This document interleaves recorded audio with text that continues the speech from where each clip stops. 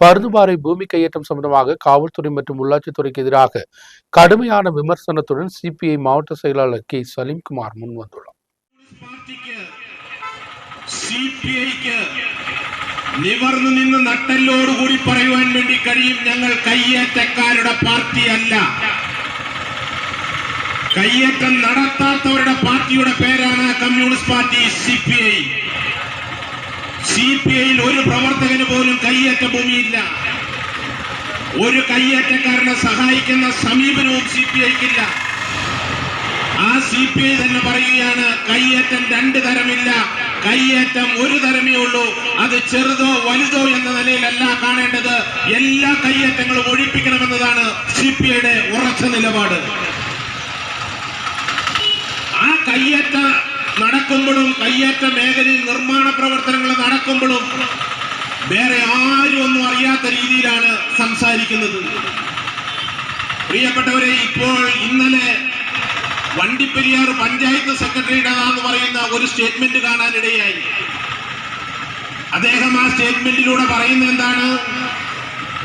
കയ്യേറ്റ ഭൂമിയിൽ കെട്ടിടം പണിയുന്നതിന് വേണ്ടി ചെറിയ അനുമതി കൊടുത്തു.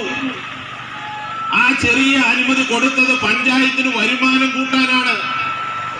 ആ വരുമാനം കൂട്ടാൻ വേണ്ടി ചെറിയ അനുമതി കൊടുത്ത് അടുത്ത് ലക്ഷക്കണക്കിന് സ്ക്വയർ ഫീറ്റുള്ള കെട്ടിടം പണിതപ്പോൾ കൂടുതൽ വരുമാനം കിട്ടുമല്ലോ എന്ന് പറഞ്ഞ തദ്ദേശ സ്വയംഭരണ സെക്രട്ടറിമാരുള്ള നാടാണ് എന്ന തരത്തിൽ നമ്മൾ ഇതിനെ കാണേണ്ടതായിട്ടുണ്ട്.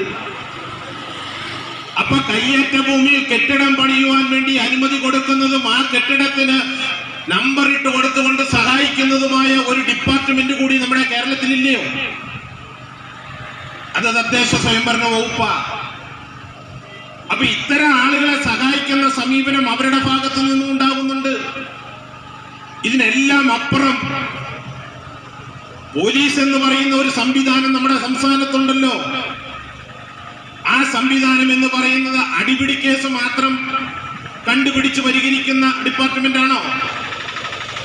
ക്രമസമാധാന ചുമതലയുള്ള പോലീസിനെ സംബന്ധിച്ച് ഗവൺമെന്റിന്റെ സ്വത്തുക്കളായാലും മറ്റു സ്വത്തുവകകളായാലും അത് കയ്യേറുകയോ കൈവശപ്പെടുത്തുകയോ ചെയ്താൽ, അത് ശ്രദ്ധയിൽപ്പെട്ടാൽ അത്തരം കാര്യങ്ങളിൽ നടപടി സ്വീകരിക്കുകയും ബന്ധപ്പെട്ടവരെ അറിയിക്കുകയും ചെയ്യുന്ന ഒരു